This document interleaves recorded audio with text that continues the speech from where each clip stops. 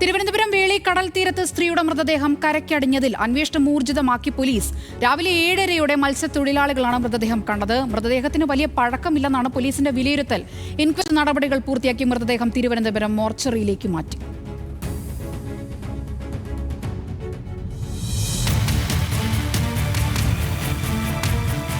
ഏകദേശം 50 മുതൽ 60 വരെ പ്രായം തോന്നിക്കുന്ന സ്ത്രീയുടെ മൃതദേഹമാണ് വേളി പള്ളിക്ക് സമീപം കരയ്ക്കടിഞ്ഞത്.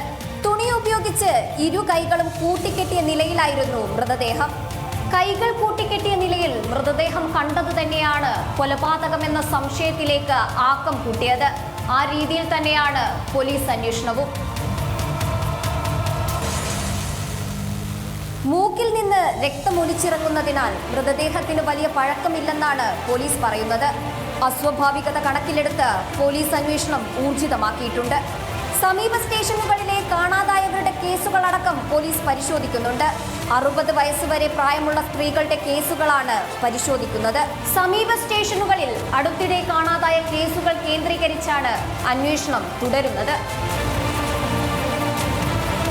കൈകൾ കെട്ടിയിട്ടിരിക്കുന്നതിനാൽ കൊലപാതകമാണെന്നാണ് പോലീസിന്റെ നിഗമനം. പോസ്റ്റ്മോർട്ടം കഴിഞ്ഞാൽ മാത്രമേ മരണകാരണം വ്യക്തമാകൂ. മൃതദേഹം തിരിച്ചറിഞ്ഞതിന് ശേഷമായിരിക്കും പോസ്റ്റ്മോർട്ടം. നിലവിൽ ഇൻക്വസ്റ്റ് നടപടികൾക്ക് ശേഷം മൃതദേഹം തിരുവനന്തപുരം മെഡിക്കൽ കോളേജ് ആശുപത്രിയിലെ മോർച്ചറിയിലേക്ക് മാറ്റി. മരിച്ചയാളെ തിരിച്ചറിഞ്ഞാൽ മാത്രമേ പോസ്റ്റ്മോർട്ടം ചെയ്യാൻ കഴിയൂ എന്നത് വെല്ലുവിളിയാണ്. ഈ പ്രതിസന്ധി മറികടന്നാൽ കേസിന്റെ ചുരുളഴിയും. Camera person MG മഞ്ജുഷിനൊപ്പം സനിസ Shobhachandran, news Malayalam, Thiruvananthapuram.